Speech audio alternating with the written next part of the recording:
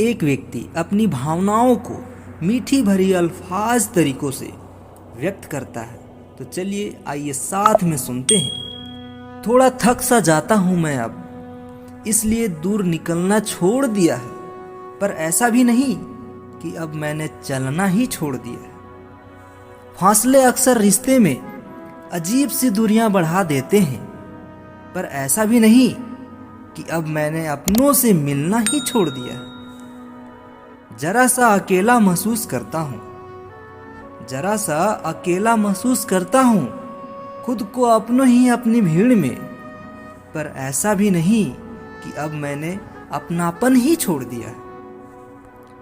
याद तो करता हूँ सभी को, याद तो करता हूँ मैं सभी को, और परवाह भी करता हूँ मैं सबकी, पर कितनी करता हूँ ये बताना छोड़ दिया है, पर कितनी करता हूँ यह बताना छोड़ दिया है। और ऐसे ही मीठी भरे लफ्ज़ों को सुनने के लिए इस चैनल को सब्सक्राइब जरूर करें। धन्यवाद।